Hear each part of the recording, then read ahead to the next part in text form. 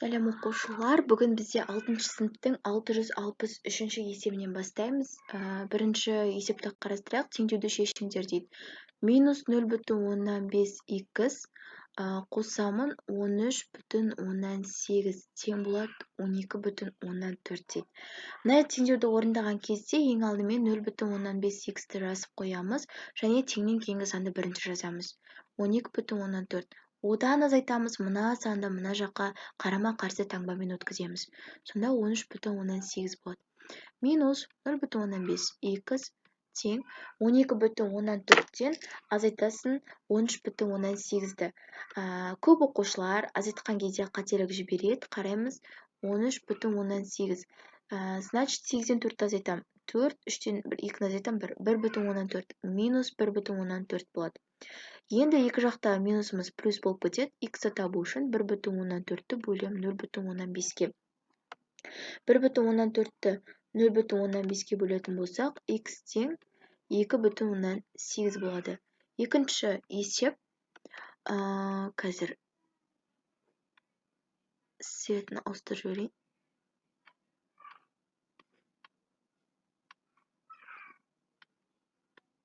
Екіншісін қараймыз. Х бөлу минус 3, минус 3, минус 20,1 тең минус 21,9.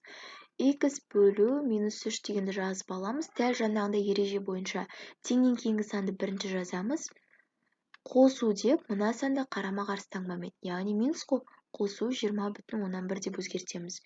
Сонда х бөлу минус 3, мына екеуін орындасақ, минус бізде болады 1,8. Енді х-ті табу үшін минус 1,8 жазамыз. Мұна бөлу ғой, минус 3-ті көбейту деп өткіземіз. Сонда х-іміз тең 8 үшін 24 2 ойда, 1 үшін 1, 5,4. 2 минусымыз плюс болады. Мынандай ережеміз бар еді ғой. Плюске терісті көбейтетін болсақ, теріс шығады. Теріс пен терісті көбейтетін болсақ, плюс шығады. Плюс пен плюсті көбейтетін болсақ, плюс шығады. Бұл жерде плюс шығады. Келесі, үшіншісін қарастырайық. 2,5. Қазір цветін өзгертіп жіберейін. 2,5 бөлемін х-ке. Қоссам 2,812, 1812 тең минус 7,188.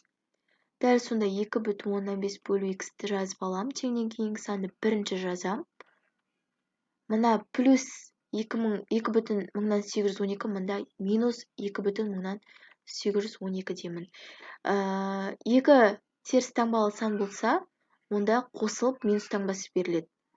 Бөлемін х-ке, екеуін қосам. 10 бір ойда 9, 10 бір ойда 9, 10 бір ойда 9, 10. Минус 10 шығады. Енді х-ті табу үшін 2,5-ді бөлемін минус 10-ға. 2,5-ті бөлемін минус 10-ға.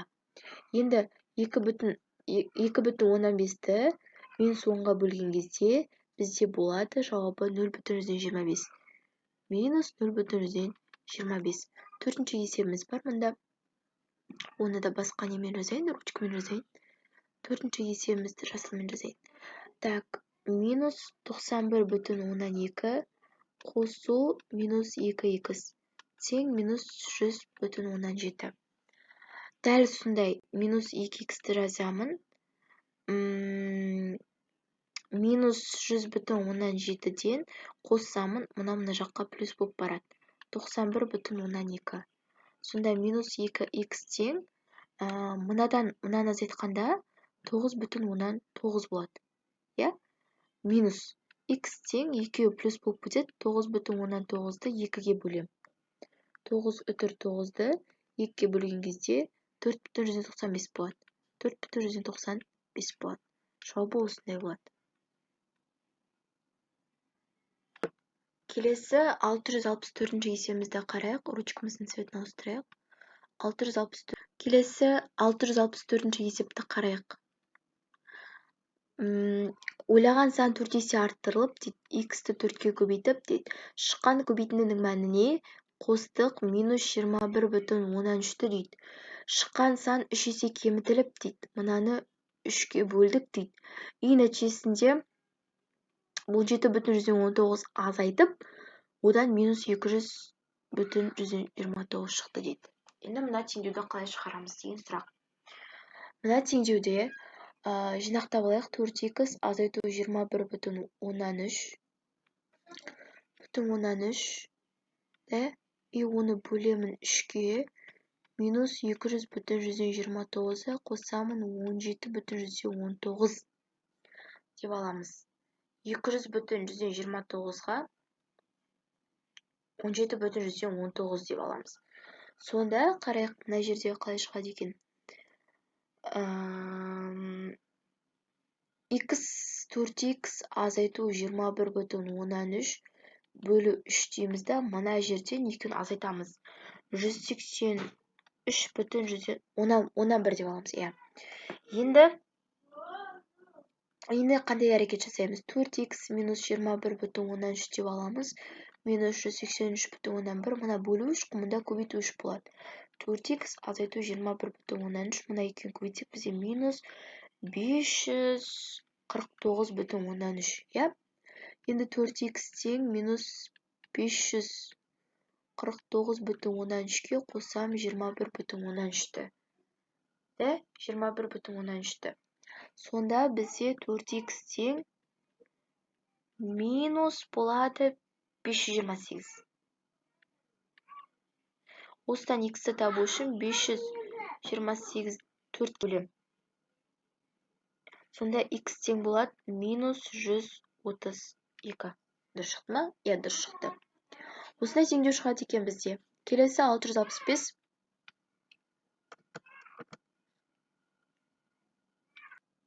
Так, енді 665-ші есепті қарастырайық. 665-тің біріншісі. Мына жерде x бөлемін минус 405 тең болады минус 3 0,15. Мына жерде 0,15 x тең минус 3-пен көбейтсем минус 405-ті. Білеміз ғой, жылдың басында өттік. Мына екеуін көбейтем, және мына екеуін көбейтем. 0,15 x тең мына екеуін көбейтсем 1215 шығады.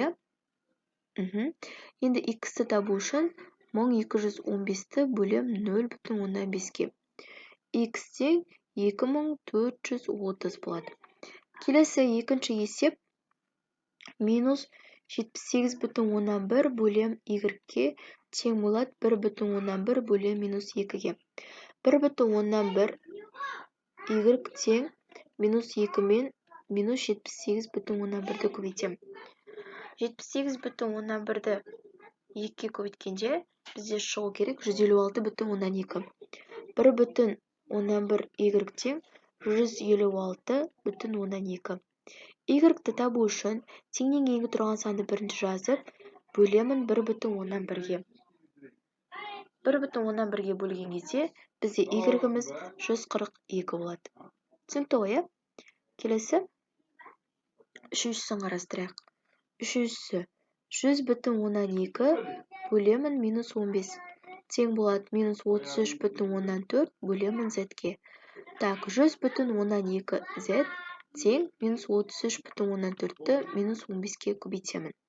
100,12 z екеуін көбейтетін болсақ, 33,14-ке көбейтемін 15-ті тең бізде 501 шығады. 501. Енді біз z-ті табу үшін